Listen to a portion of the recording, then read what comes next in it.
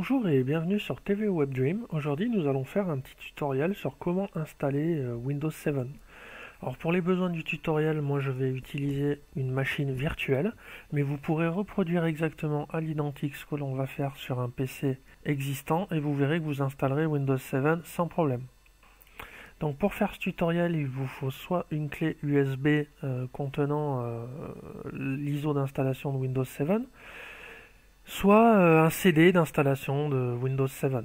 Donc si vous avez ça en votre possession, vous connectez votre clé ou votre CD, vous le mettez dans le lecteur de votre PC, vous démarrez le PC et il devrait démarrer sur le CD. Si ça n'est pas le cas, il vous faut aller modifier votre BIOS pour que la machine démarre directement sur votre CD ou votre clé USB. Ou sinon, vous pouvez faire une sélection du périphérique de démarrage à la volée, c'est-à-dire qu'au démarrage de votre PC, il vous suffit d'appuyer sur une touche du clavier. Alors en général, ça peut être F9, F11 ou F12, d'accord? Et va apparaître un menu qui vous permet de choisir sur quel périphérique vous voulez démarrer. Et à ce moment-là, vous sélectionnerez la clé ou le CD d'installation de Windows. Allez, donc nous allons démarrer l'installation de Windows 7.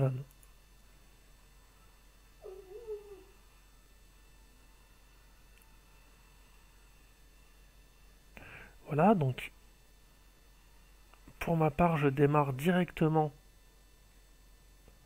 sur le CD d'installation.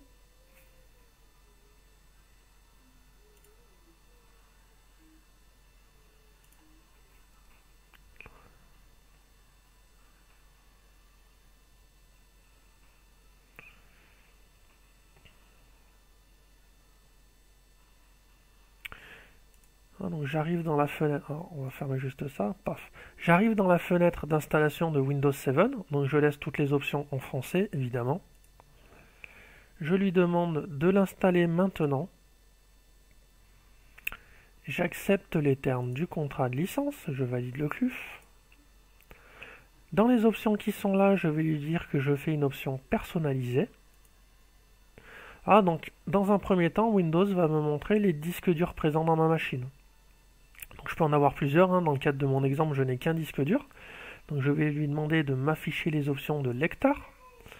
À partir de là, je vais pouvoir créer une nouvelle partition qui va pouvoir accueillir mon Windows.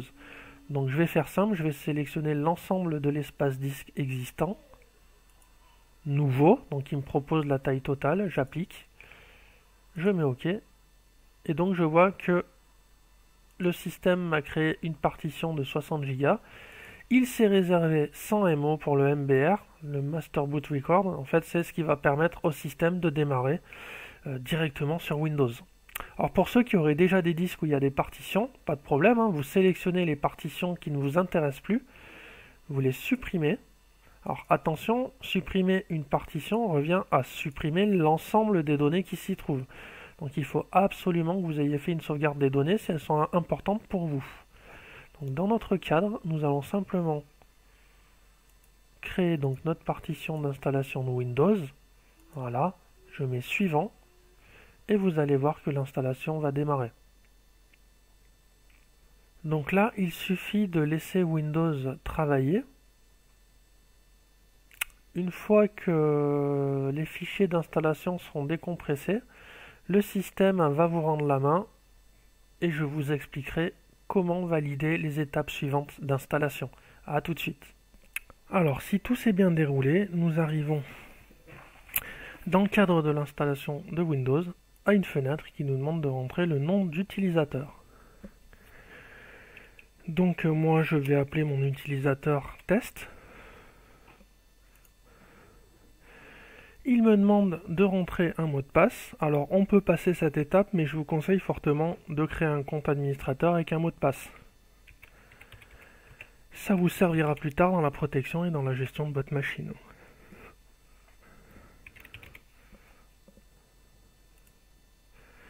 C'est ici que le système nous demande de rentrer la clé produit pour enregistrer et valider la licence de Windows. Donc rentrez ici votre clé produit. Laissez cocher activer automatiquement, comme ça Windows s'activera tout seul. Et dans ce cadre, vous pouvez mettre ensuite suivant.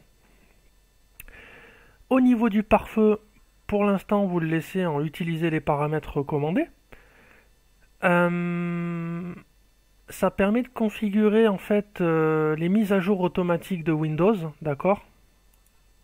Pour que Windows se mette à jour tout seul. Au niveau de la configuration du réseau, il vous suffit de choisir le type de réseau sur lequel vous vous trouvez. Alors moi, par défaut, je prends toujours réseau professionnel, même si c'est un réseau domestique.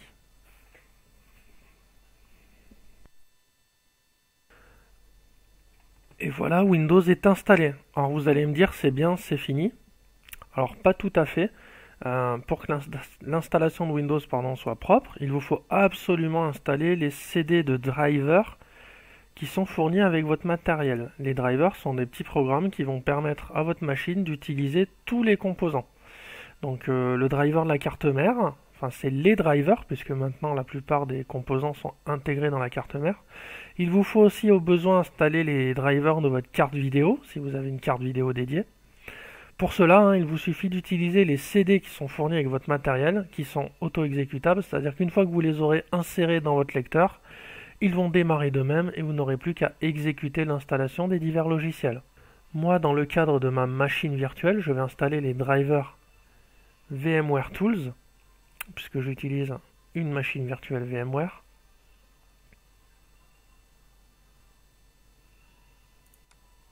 Donc j'ai mis le CD VMware Tools et je vais installer les logiciels qui vont me permettre de fonctionner correctement avec ma machine. Voilà.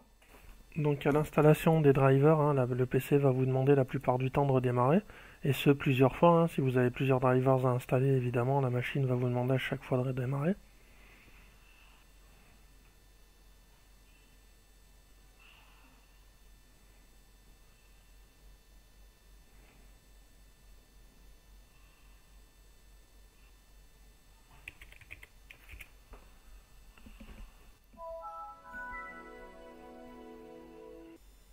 Je vais juste changer la résolution de mon écran pour qu'elle s'adapte à ma fenêtre de capture.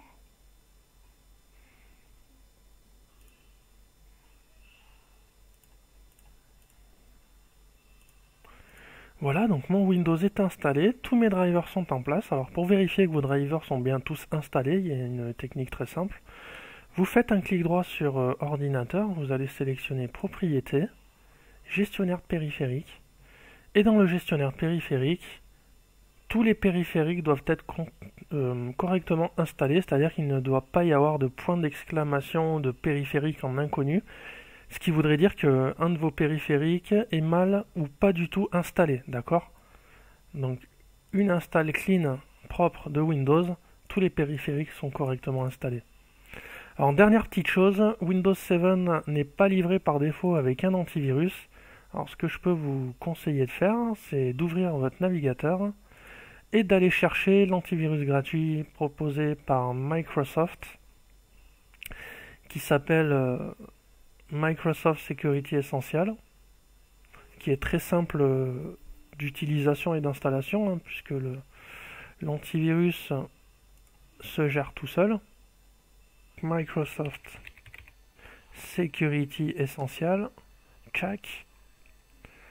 Donc je vais prendre le premier lien qui m'est proposé et il me propose de télécharger directement l'antivirus, ce que je vais faire. Je vais même l'exécuter à distance.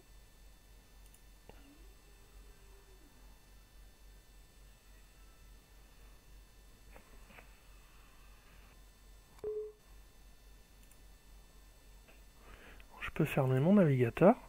Donc il me suffit de suivre les fenêtres d'installation de l'antivirus. Donc suivant, j'accepte. Je peux participer au programme d'amélioration du produit, c'est toujours bon. Je laisse par défaut l'activation du pare-feu de Windows, suivant. Installer.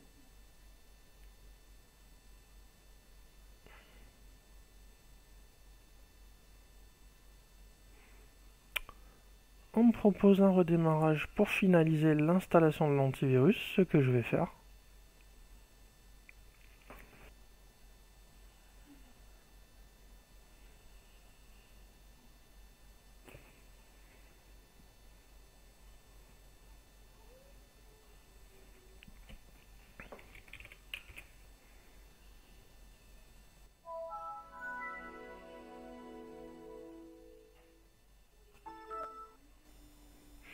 Voilà, donc au premier redémarrage, l'antivirus va se mettre à jour.